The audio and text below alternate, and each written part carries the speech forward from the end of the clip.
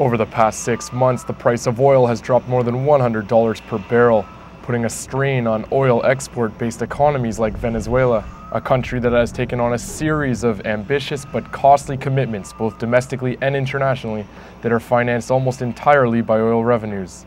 Aquellos que se andan frotando las manos, diciendo que bueno, esta crisis va a acabar con Chávez.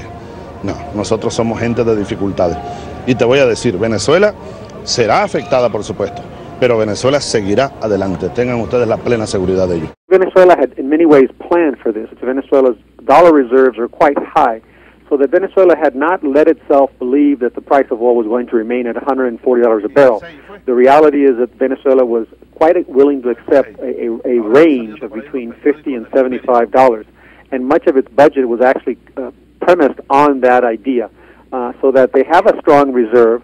They are beginning to take steps to curtail spending, where they've said that they will not make changes in terms of the social programs, particularly those which are that provide medicine and provide education and provide services to the population that most needs it. Obviously, we're in the very first stages of this economic crisis. It will depend on how long this crisis is, but the reality is, as I said, when Chavez came to power, the price of oil was $7 a barrel. Venezuela has managed this revolution, this social change, through an entire decade in which the price of oil oscillated between 25, 35, 45, and conditions in Venezuela in the last 10 years have improved. Unemployment has come down, economic growth has increased, and delivery of health services and social benefits to the population has increased. And this is not something that is coming from the Chavez government. It's actually coming from the UN. It's coming from international sources that have verified this. That doesn't say that there are not serious problems in Venezuela in terms of housing, in terms of crime, a whole series of other issues, but Venezuela has made strides on many of these fronts.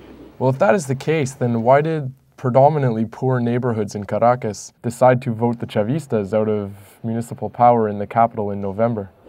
That's a very good question, and the reality is that the candidates that the Chavistas ran in those areas, or the people who had been mayors, in this case particularly Juan Barreto, who had been mayor of Caracas, was a horrible mayor. Problems occurred in Caracas in terms of health services, problems occurred in terms of trash pickup, problems occurred in terms of crime in the streets, and the repeated complaints on the part of neighbors. Politicians did not respond adequately, and that's what opened the door for the opposition. It's a very clear lesson for the left in terms of governance. They have to deliver.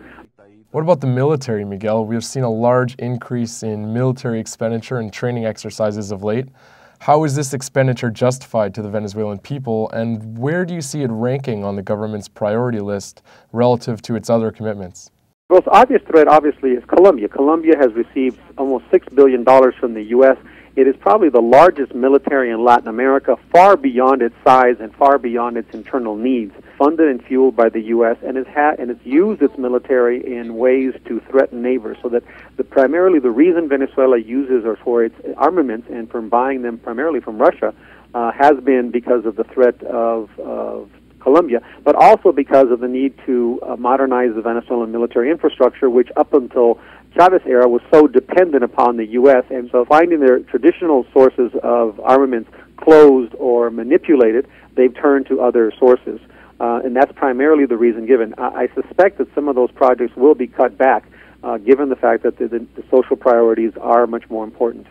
Over the last decade, governments in South America have been moving away from debts financed by Western creditors or U.S.-run financial institutions like the World Bank and the International Monetary Fund. Just last month, Ecuadorian President Rafael Correa announced that he would be defaulting on interest payments to U.S. creditors. Aquí ha habido asesinos en serie en América Latina, pero que han sido alabados por ciertas instancias de poder a nivel mundial, ¿verdad? Pero que un país repudie su deuda externa, eso es un crimen que no puede dejarse pasar. Pero el problema más de fondo es esa supremacía del capital sobre el ser humano, y eso es lo que tiene que acabar. This rejection of Western sources of funding by South American leaders has in large part been made possible because regional powers, above all Venezuela, have promised to finance a new institution known as the Bank of the South as an alternative source of credit. Loans from the Bank of the South would not come with conditions for adopting unpopular neoliberal economic policies, such as market deregulation and limitations on public spending, which are required under Western creditors.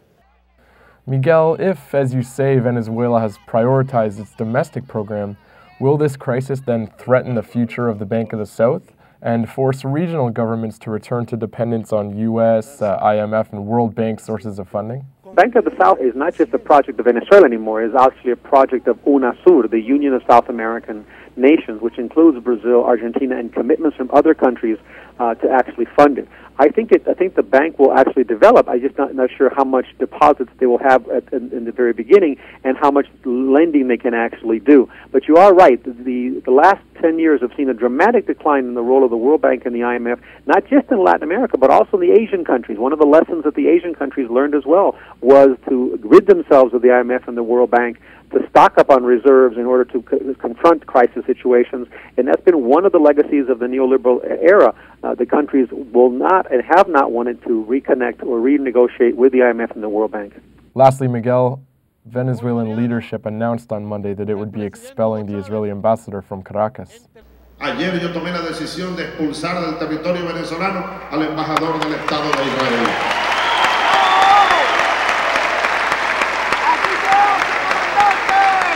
¿Qué más uno puede hacer?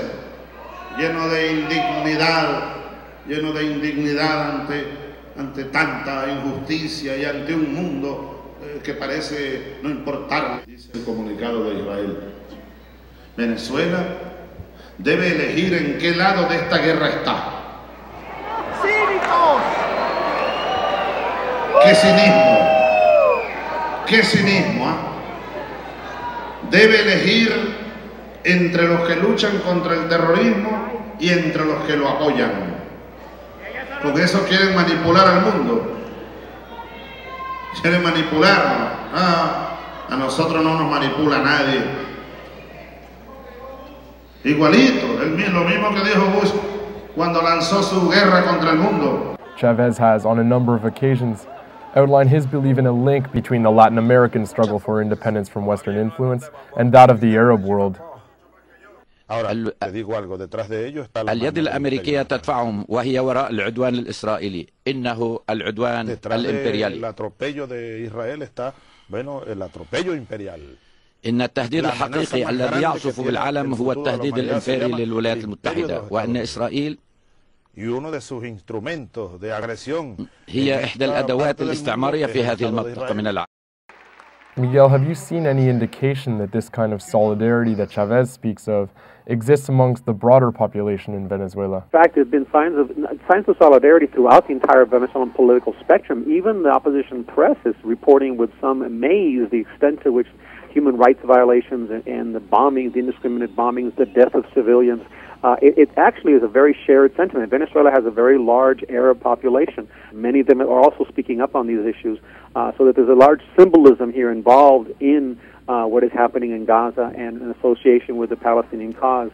And I think what the government did was a very symbolic act in expelling the ambassador, and it speaks to the kind of broad sentiment that exists in Venezuela, and I would say in other parts of Latin America as well.